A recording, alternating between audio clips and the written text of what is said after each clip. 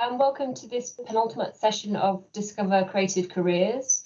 My name's Sarah. I work at ARU. One of my responsibilities is to match students with courses and careers and help them make the right choices for them. So I'm here today with Tim Webster. Thank you for joining us, Tim. And Tim and I are going to have a chat about engineering a career in music and talking generally about careers in the music industry and the creative careers.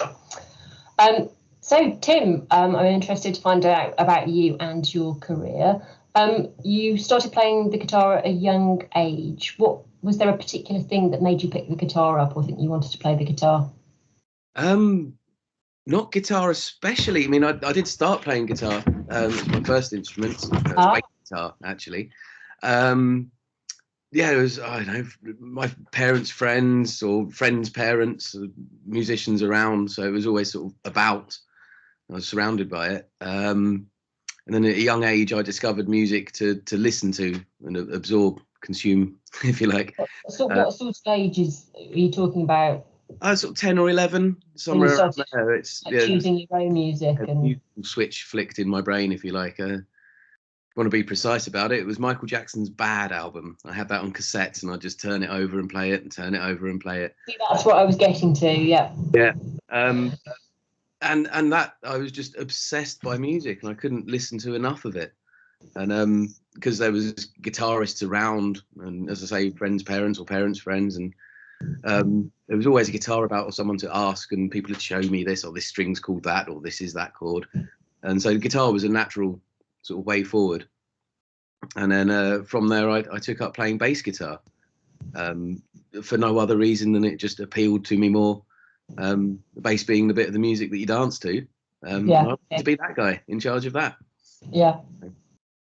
So did you have like music lessons like either outside of school or in school, or did you learn music in school? What was your sort of educational relationship with music? Yeah, my educational relationship with music, there was the informal side, as I say, with parents and friends and stuff like that. So the odd bit of knowledge handed on in very much word to, figure of speech kind of way. And then at school there was just the school music lessons. I absorbed them as my favourite lesson when I was at school, apart from maths and physics, and I think the two mesh anyhow. Yeah, I've heard that, interestingly, yeah. So I've just realised I've got a big reflection across my face. There we go. Yeah, so there was all music lessons, and then when it got around to doing GCSE, I chose music GCSE, and as a part of that, you get instrumental lessons. So I had a half an hour lesson a week with a guitar teacher. Even though I was playing bass, he could do a little bit. And so just on that point, so I mean, obviously you say you kind of grew up, I'm not sure if your parents were musical, but you were certainly surrounded by people who were musical, parents, friends and things who supported you. Were your family quite accepting of your choice to do music GCSE? GCSE, yes, definitely. Yeah, because I've spoken to some people who, I mean, either it wasn't necessarily that their family weren't supportive, but they didn't have the choice, or they had to choose between two subjects, and that was kind of difficult. Yeah, I had that one. There was the school I was at. There was the EPA department, I think it was called, the Expressive and Performing Arts. So inside of that was music and art, dance, drama, all of those kind of things. Yeah. And you could select one out of that. And I wanted to do music and art. It wasn't an option, so I went for music. Right, okay. And did you end up, I mean, I know we all have to do like, certain core subjects anyway, but did you end up having to take a subject that you didn't like, like history, I don't know, history or geography? Well, yeah, I had to choose a modern language, so I had to choose from French, Spanish or German, and so I would quite happily have sacrificed that and the art as well. But so GCSE music, what happened after that? What were your next steps? Sorry, the sun's moved around again. I wanted to carry on. I did the sixth form at the same school and did A levels. And sorry, did you do A level music? Well, no, I wanted to, and I was down to do it. But that intake year, if you like, I was the only student that had selected to do music, and as a result, they didn't run it because They didn't run it. Okay. A student. And at that point, you weren't like, okay, well, I'll go somewhere else, or? No, I stayed at the same school. Had their sort of sixth form college inside of the school, and I was with my friends and all of that, and so I stayed there. I ended up doing maths and physics and pure maths. Oh, okay. Which, with the career I have now, being engineering, was actually a blessing in disguise. Yeah. Because I was continuing to do music anyhow, and then having that sort of understanding of the maths and the physics really, really helped. Okay, cool. So that's your sort of like early education. What did you do next? Right, after I left school, I ended up working in forestry, actually, entirely unrelated to music. At that time, for me, music was just a hobby. It was a thing I did in my downtime, and I worked in forestry during the day. And then one day, I think it was my third year in a row. It was winter. I was hanging from a rope with a chainsaw. It's cold and wet and hard work. And thinking to myself, I don't want to do this for a career. It was fun for a while, but it's hard, nasty work now. And literally that same week, I went to a gig that a friend had put on in my local town. And there was a chap called Eric Roach. He's unfortunately dead now, but he was one of the sort of people at the leading edge of that whole percussive solo acoustic guitar style that's quite popular now. One of the pioneers of that. And I met him at that gig, and we got on like a house on fire. You know, when you just click with someone. Yeah. And then on the spot, pretty much that evening, he offered me a job. Said, "Do you want to come work with me? Come to drive around, go to gigs, be my tour manager, sound engineer, tune my guitars, and all that kind of stuff." And so I leapt at it with both feet. I'm sure you know what I mean by that. Yeah. And that was that. Yeah. And that was the start of my actual career in music. So I'm very sunlight on this camera. There we go. That's better. It's going to keep following you around. I've moved into a shadow. Around the other side. Yeah. If you don't mind me asking, when was this? Was it the early 2000s, or? It would have been around 2000 or so, somewhere around there. Yeah. I'm just wondering, like, for people who are watching this, if they're thinking like, well, what about me now? Like, you don't have those like gigging opportunities in the same way. I just wonder if, you know, what a kind of similar sort of opportunity might look. I mean, I don't know, you still work in the music industry. Do you think those opportunities are still there for those kind of like chance meetings where people click? Oh, most definitely. Yeah. Everywhere from big gigs. Just go and if you're interested in being involved in the crew and the production side, just go to a big gig and have a chat with a guy at the sound desk. I mean, 50-50, he might be a grumpy old so-and-so, or he might really enjoy someone coming to talk to him. The more you do that and you meet the local crew at gigs, make your face known, and that's an established way into the industry. And there's also like the smaller, more grassroots venues, like the back room of your local pub having their acoustic club once a week. Get down there, get involved. It's the best way. Yeah.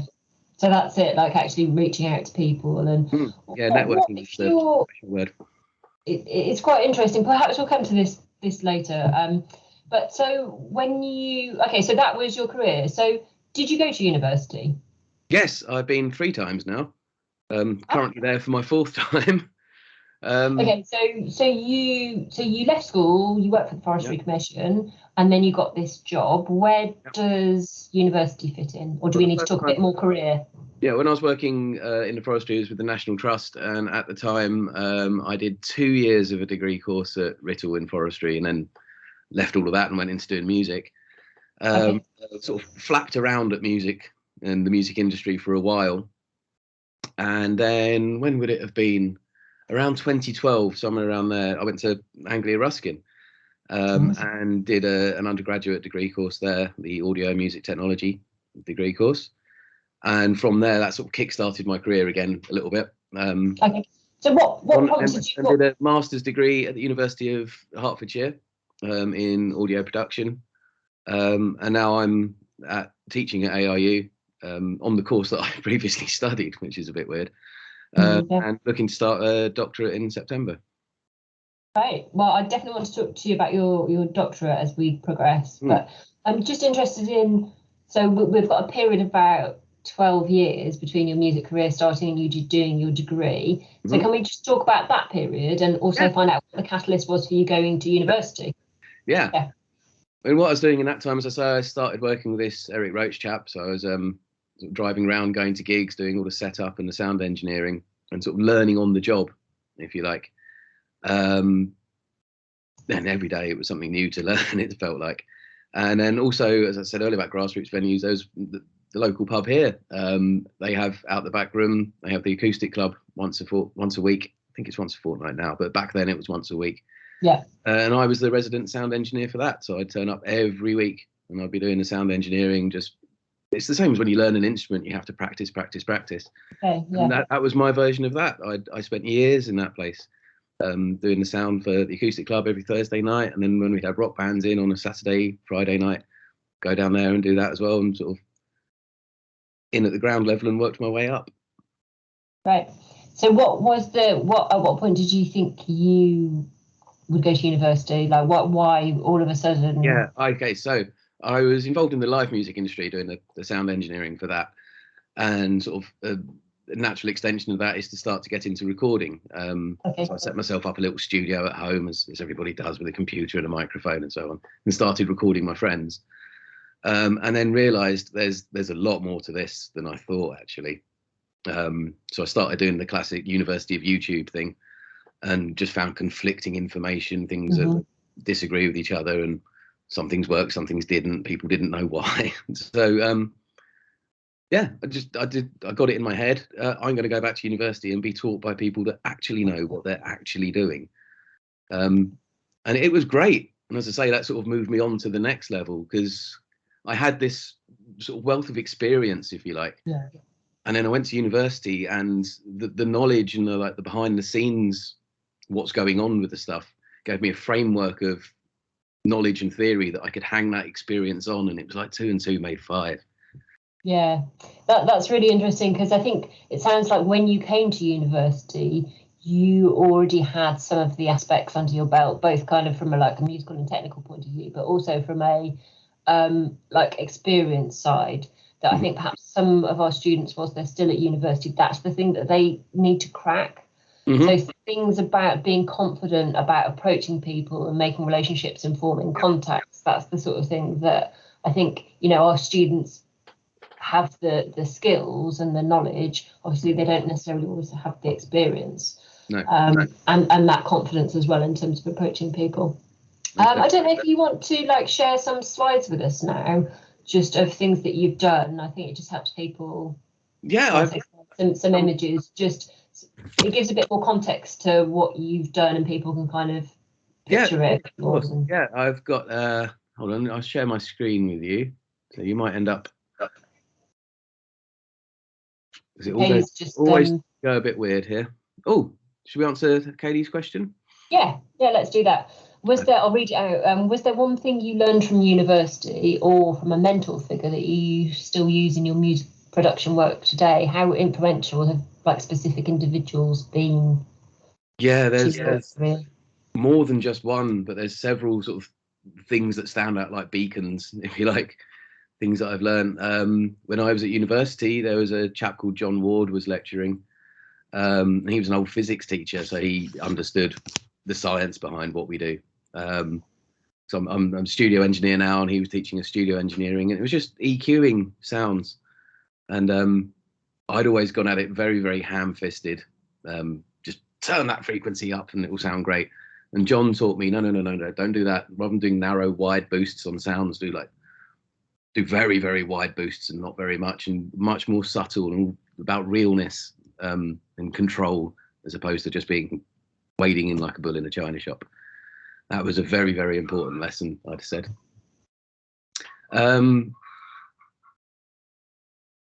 As far as sort of outside of university, I've done a lot of work with, I don't want to start name dropping, but some people, and just learning how to listen to music from people who are professional musicians. And also I'm engineering music, so I need to listen to the music as well. But actually listening, actively listening, is a very, very important skill that takes a lot of practice to get good at. Same as learning any instrument. And having these skills handed down by people is much better than trying to learn on your own. That's really interesting, because I think, that's a really good question, Kaylee. Thank you for that. Because I think, one of the questions we have to address is like, why go to university? Mm-hmm. Like, you could have not gone to university and you could have had a successful career as you were having. Yeah. But it's kind of like, there are some skills and attributes that you get from a university environment that perhaps you wouldn't get outside. And those are kind of like personal skills. I mean, you get a degree for a start, which opens many more doors for you. Yeah. But it is those kind of specific aspects that you can't self-teach. Yeah. Do you know what I mean? It doesn't matter how good a musician, or, you do need people to actually like open your eyes to those kind of specific. Oh, most definitely. Yeah. And the other side of it as well is being able to make mistakes in a controlled environment as well, so that you're not out at a gig trying to do sound engineering and get something horribly wrong. It's better to learn in that control and have someone show you how to deal with mistakes, rectify things, and so then when you do end up in a professional environment, you've already cut your teeth, as it were. Do you know what? I've found doing these sessions really, really interesting, and I'm learning a lot. And what is telling is that like there are like common themes that come up in all of them, and one of them very much that comes out is problem solving. Right? Everyone talks about solving particular problems, and it's kind of making me realize more and more that actually that's kind of what creativity is about in some ways. You've got a problem, how do you go about solving that? And it's really interesting as well, because that is one of the most like highly employable skills that employers look for. It's the ability to problem solve. And that's why, doing creative subjects at university is potentially more important than doing other subjects, because it's about the actual skills that you learn, which are very, very necessary, but are specifically related to creative subjects, I think, as well. So cool. Do you want to show us some of your images? I haven't prepared much. I've got that's fine. What I did is I just put a whole load of photos into a Google Drive, sort of trying to show what I do and I get up to, because part of my work, not only am I working in recording studios as a mixing engineer, but also I work on tour, and I go around with bands, and I'm a stage technician, so we do some reasonably large size festivals. Sorry, I had a message pop up on my phone here. All right, that's the chat. Sorry. So yeah, this is me sound checking a guitar at a festival somewhere in Europe. I couldn't tell you where, but just to give. Can't see your screen, Tim. If you want to. Sorry? Can you not see your screen currently? No. Press screen share. Ah, how's that? There you go. Yeah. Right. So there we go. There you go. Give you an idea of the sort of scale of the festivals that and the gigs that I'm working around doing in my sort of live career now. So that's me sound checking someone's guitar at a big festival, as I say, somewhere in Europe. I can't remember where exactly that photo was taken. And are you not going to drop any names at all, Tim? You're not going to tell us whose guitar it was? That was quite possibly. Hold on, let me have a look a second. I have to check the guitar. 2 amps there. That is a guitar owned by a guy called Mickey Hercombe, who plays for a band called Archive. Wow. Who I do most of my work with. And I can recognise that from his 2 amps side by side there. Yeah, what else have we got here? So when I'm working and I'm out on tour, this is generally what my area at the side of the stage looks like. I work next to the monitor engineer. Can you see my cursor on the screen here? Yeah. Yeah, you can. So we can see where you're pointing. Yeah, I have 4 laptops set up here, which are running all of the time code. So the video projections are in time. I send out 2 sets of click tracks for people's in-ear monitoring systems. A bit of playback. I've got 2 laptops here, which are running samplers, which are triggered by keyboards from the stage. One of these is running Ableton, which is then sequencing via MIDI other synths that are on the stage. I guitar tech for a couple of people as well, and I like to drink tea. And I have all of these sound cards and all sorts of bits and bobs going on. So that's generally what I'm up to during a gig, is looking at that world. Oh, and that's me. I don't know if you can see that. Me pre-haircut. That was at Alexandra Palace. I did the front house sound for a band that were a support act for us when we were on tour. So I've just got a lot of photos like this, sort of demonstrating what we're. Do you know what? It's really interesting though, because you're talking about, like, you know, the actual things that you're doing and kind of like the level of complexity, which I think perhaps, you know, some people wouldn't quite necessarily understand. No, sorry. Yeah. But was there a but in there? No. Oh, well. Here we go. Yeah, so I've got lots of photos of mixing desks and keyboards and things that I look at on tour, bass guitars. And I've got some videos which are kind of not very good. Oh, there we go. This is the kind of thing. So this is the sort of size of venue that we're looking at.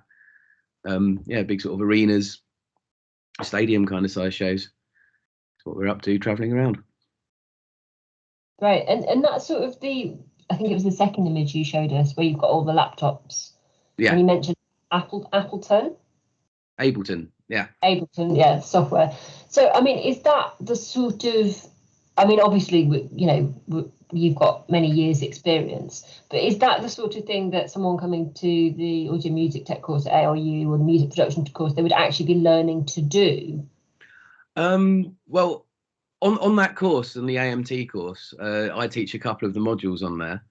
And one of them is called, it's a second year module, and it runs for 2 trimesters, so it's a very long module. It's called Advanced Audio Techniques, which is a fancy way of saying what we do in the studio. So we spend 1 trimester talking about recording, and then 1 trimester talking about all the post-production and mixing and all of that kind of stuff. And what I'm very keen to do is not limit the teaching or any of the students to one particular piece of software. Yeah.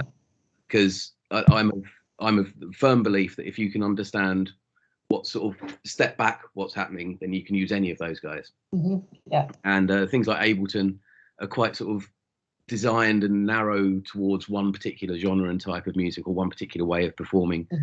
And Pro Tools is different and Logic is different. And so having an understanding across the board and being able to apply your theories and techniques into any of them is much more valuable than learning one piece of software inside out. And do you think you would have had the ability to try out so many different types of software on the job? I mean, I don't know how it works. Do different venues come with the software, or is it your own kit that you take with you? No, we travel around when we do that. But when I go to various studios, because most of my life is spent in recording studios. Okay. And that is generally you go to the studio and you use the system that they have. Right. Okay. Go to bigger studios like Abbey Road or Rack or something like that. You're going to be looking at Pro Tools, but then you go to sort of slightly smaller regional studios and you're more likely going to be looking at Logic. So having an understanding of the basics of how those guys work, and then everything is your knowledge in your head that you're applying. Yeah, because it goes back to that point you were saying before about like being able to experiment and make mistakes. Yeah. Whilst you're doing it, because like studio time's really expensive, right? Oh, it can be obscenely. Yeah. Yeah. So you can't really afford to be like, oh, I've not really used this particular software before, can you? Like, so in terms of, you know, learning on the job, I guess having that access to, you know, lots of different types of software and being able to like experiment and learn them all is really useful career wise. So just on that point, like, what do you think like the key elements of making a successful career in music are? Oh, blimey. Well, we mentioned networking earlier. Everybody you meet that save their phone number, save their name, link up with them on Twitter or Instagram or wherever you happen to be. Networking is a great thing. But more important than that, or arguably more important than that, would just be friendly, be easygoing, be good to get along with, nice to work with. There's nothing worse than working with someone that's unfriendly and, you know, and a sort of part of that is also being confident in what you're doing. If you can be friendly and confident and know that you know what you know, if that makes sense. That will take you a long way, just knowing that. And also perseverance. Sticking at it is super important as well. Yeah, that's interesting as well, because like in another discussion, you know, sometimes people don't get the first opportunity, and it's interesting that, I mean, maybe it's not a coincidence, but 3 of the people that I've chatted to didn't get their break until a little bit later. and they did other things, and then they kind of refocused, and they were like, actually, no, this is really what I want to do. And, they kind of, I think, having not done it, had a bit more drive to kind of, and a bit more ambition, a bit more hunger for it, possibly, and were willing to persevere to kind of achieve it. So just in terms of like saying, like, being personable, friendly and all those things, like, I'm just wondering, like, for young people in particular, in certain industries, there's a lot of, free work, come and work for free kind of thing to get their foot in the door. And we all know that there is a real element of that in the creative industries. But how do you, like, prevent being taken advantage of, especially if you're nice and personable and that's the way that you think you can move forward in the industry? Yeah, that's a very tricky one. And as you say, there are there are people out there that will take advantage of that kind of thing. There's sunlight in this lens. There we go. It's a tricky one, isn't it? Because a lot of us, we do this for a career, we get paid to do it, but equally we'd do it if we weren't getting paid. It's just something we do, So as you say, people will take advantage of that. So it's being able to, as I said, being confident is a thing, but being confident to be able to sort of have a boundary and express that in a friendly manner that people don't mind you doing, Yeah. Not burning bridges, but at the same time, not allowing yourself to be taken advantage of. Yeah, I mean, I think it's a challenge that anyone has in their working life, really. Yeah, I don't think it's unique to the creative industries either. I'm pretty sure your car mechanic would have started the same way, Yeah. So most people, like, have to compromise in their working lives. I'm just wondering if there are kind of, specific things that you have found yourself doing because you kind of feel that you need to, or like it's an opportunity that you feel you can't turn down, you like feel kind of creatively compromised, any of those sorts of things. I mean, obviously my dream of working in the music industry would to have been the guy on the stage playing the guitar, but that's I think everybody involved in the music industry starts at that point. But the longer I've gone on and persevered in this career, the more I realise that the role I have now, like in a behind the scenes engineering, producing, recording kind of way that I do, that scratches all of my musical itches, if you like. And now I don't have to be the guy on stage because now I've been in the environment and seen that. So I don't really know if I want to do that anyway. But as far as doing things that you don't want to do, sometimes you do, as we were just saying a minute ago, if you haven't set a boundary, you do find yourself in that position of doing things you don't want to do. And equally, sometimes there are times you have to do things you don't want to do just to move on to the next bit. And as an example of what that would be for me, I'd have to have a little think, to be honest. Yeah, that's absolutely fine. But I mean, so what we're talking about here is like, it's a job. And I think actually when you're talking about, the guy on the stage, those things are kind of like the wonder moments. Yeah. But actually they're quite often short-lived and they're not a career. No, and actually, in some ways, your sort of choices and where you've been have enabled you to be in an industry that you want to be in, in a kind of, you could be doing this job until you retire kind of thing. Exactly, yeah. So, although on the one hand it kind of may be a compromise, actually it's really not, because what you've got is a living from it and a job from it, and it's a job in an area that you love rather than another job in an area that you don't love. So exactly, yeah. And I'm not hanging from ropes with chainsaws anymore, which is a brilliant thing. Although I think that sounds quite good fun. So if you could change anything or do anything differently, so like if you could change anything in your kind of career's path or do anything differently, what would you do? What would you have done differently? I would have got serious about my career at a much earlier stage. As it is at the moment, I sort of fell into what I was doing a little bit. And I'm at the point I'm at now, but I could have been at this point 10, 15 years ago if I'd have decided to do that then. That would be my main thing. Yeah, I'd go back and tell my 16-year-old self, do that. Right, okay. That would be the advice that you would. But okay, so let's try and unpick why you didn't do that, what specific advice would you give to your 16-year-old self? Like, what specific thing would you have said to do sooner, or? The whole going to university and studying the audio technology bit, and Right. I had the bit before that where I was sort of experimenting and building up things, as I was saying earlier. I would go back to myself and say, step everything back 10 years, go to university now. Okay, and you think that would have got you to where you are now sooner? Yeah. Because it's difficult to know. So this is the thing that's quite interesting. I'm just trying to kind of like unpack what you've done. And it's kind of like in some ways, you know, how much was your experience prior to university instrumental, if you excuse the pun, in getting you where you were, and how much is it the university? So it's interesting to see that you would actually kind of potentially prioritise the uni bit as the thing that made the significant difference to you in your career. Yeah, the uni bit, and the decision, if you like, to go from having music and the engineering as a hobby, and when I decided I want to do this as a job, I'd move that earlier and get serious.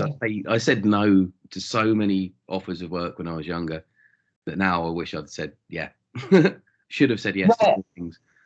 So why did you say no to those offers of work? Because at the time it wasn't a job, it wasn't a career, it was just something I did for fun. And at the time, if I thought, oh, that gig looks a bit big, that's a bit scary, no, I don't want to do that. I should have just jumped in, put myself out. Maybe a confidence thing. Sorry? Maybe a confidence thing.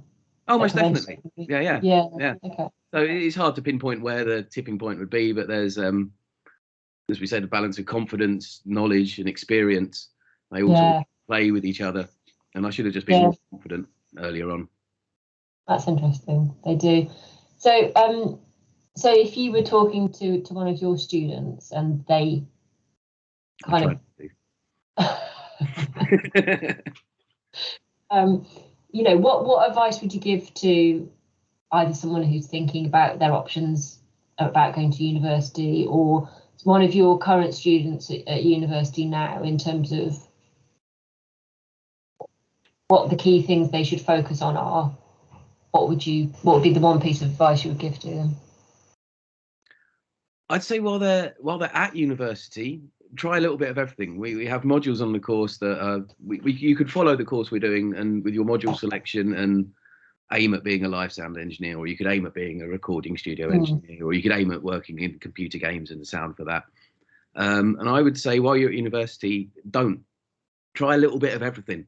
Because like myself, I never envisaged myself as being a recording studio producer and engineer, but that's where I've ended up.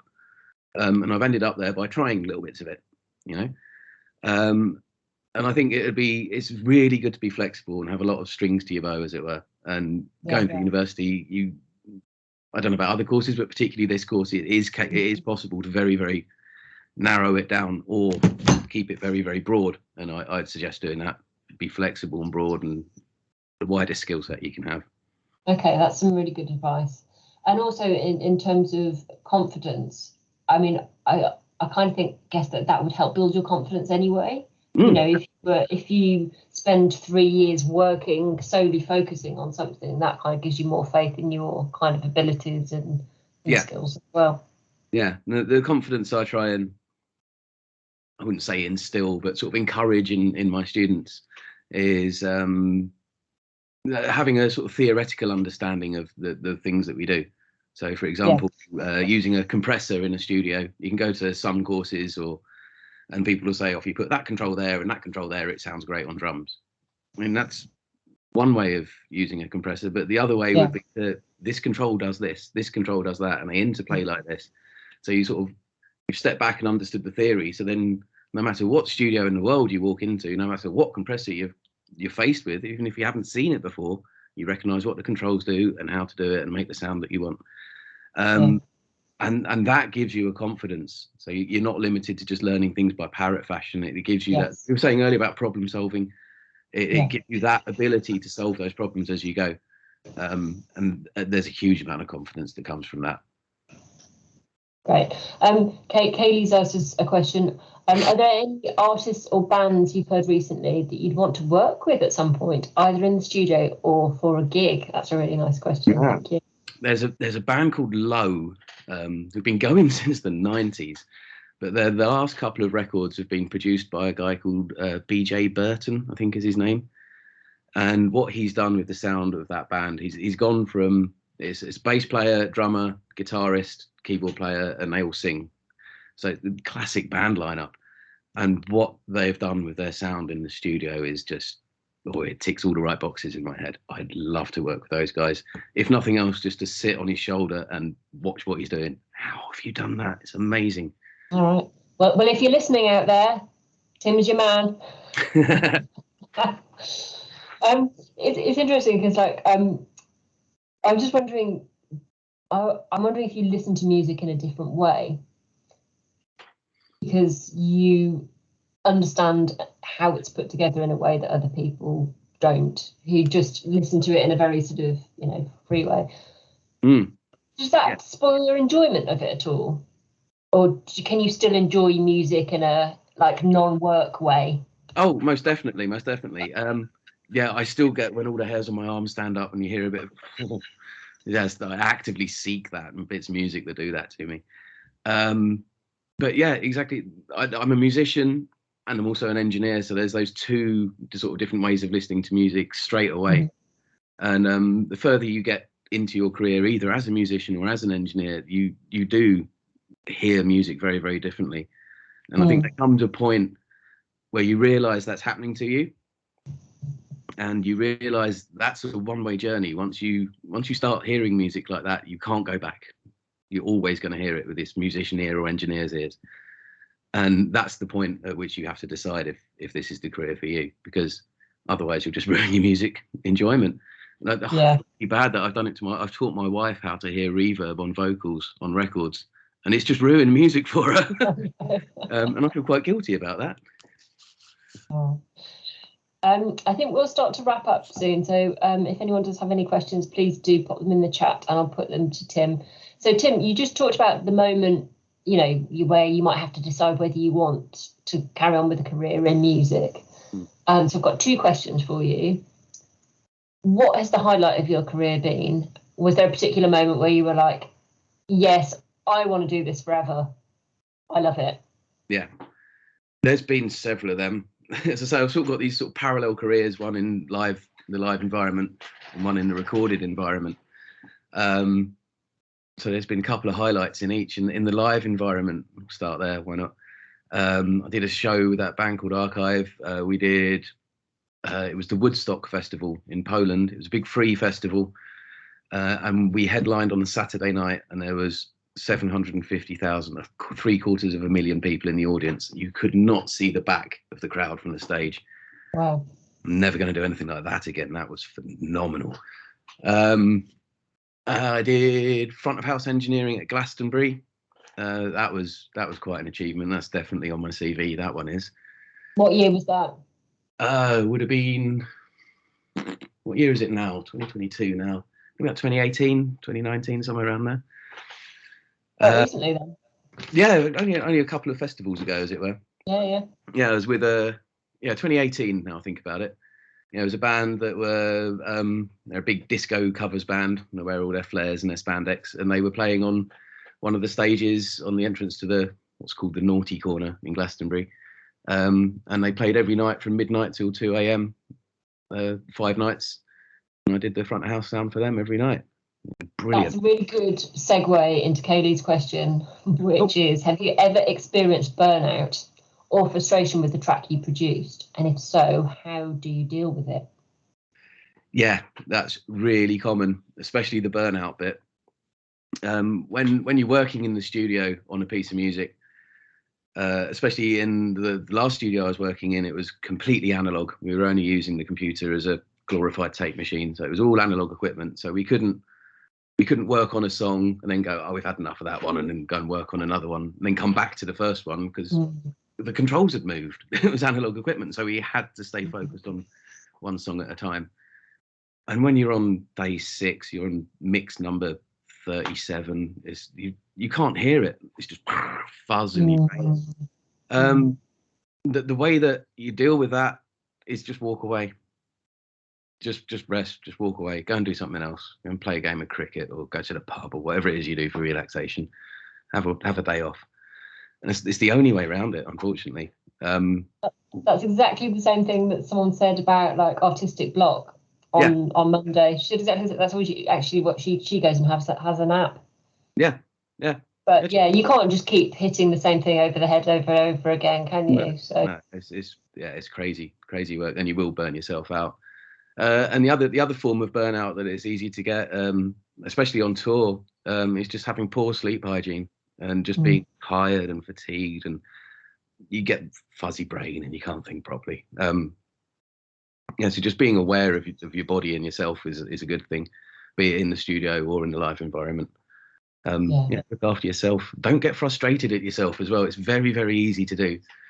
And you start beating yourself up and why can't I get the chorus right on this song? And no, just you can't force creativity. You have to just let it happen. Thank you. Because we moved over to that question, you were talking about career highlights. I just didn't want to stop you in your career highlights. If there was something you wanted to mention. The live stuff was there. Glastonbury, that big show. I mean, doing the last tour with Archive, we did 53 shows over the course of 2 months. We've travelled so much of the world. I've seen so many places. Just doing that is a highlight in and of itself. Yeah. And then on the recorded side, it's a bit smug and self-centered of me, but I've now got a big section of my vinyl collection of records that have got my name on. I'm over the moon proud of that. Actual vinyls with my name credited on them. That's fantastic. But I've worked doing scores with the Royal Philharmonic Orchestra. I've worked for the BBC. I did a lot of the stuff for the Olympics when they were in, was it 2012? Did a lot of the soundtrack for the BBC coverage for that. That was quite a career highlight as well. Yeah, amazing. Yeah. Right, well, thank you. So I think probably a final question from me, if no one else has any. What's next? What do you see the next stage of your career being? Any specific plans or any ideas or anything you'd like to be doing? Yeah. Oh, okay. Again, it's sort of two-pronged thing. I've got my sort of academic life now that I'm involved with the university. So I currently doing a PG cert, the HE one. So I'm going to finish that and then start a doctorate. That's going to take me a few years. So that's my sort of. But I will understand what you say, but do you know what your doctorate's going to be in? Yeah, it's going to be to do with dynamic range compression and listener fatigue. Oh. It's quite niche and specialist, but that's what doctorates are. So doing that on the academic side, and then in because I work the university part-time as a practitioner, so the other half of my life, just moving on to bigger and better things. The size of the studios I'm getting into and the size of the bands that I'm working with are getting bigger and bigger. Let's just carry on that trajectory. Excellent, that's great. Last chance for any questions for Tim. Otherwise, we will wrap up. I'm just popping a feedback form in the chat. If you wouldn't mind completing that, it just helps us to be able to deliver these events again, which I hope you find helpful. And also, I will just pop in the booking form for our final event tomorrow. I think, Kaylee, you said that you'd be attending that anyway, so we'll see you there. And I just wanted to say thank you very much, Tim. I found that really interesting. It's great to find out a bit more about what you do and your career highlights. And I think you gave some really useful advice to people in terms of, what they need to think about if they want a career in the music industry. So thank you very much. Well, thank you for having me. It's a pleasure.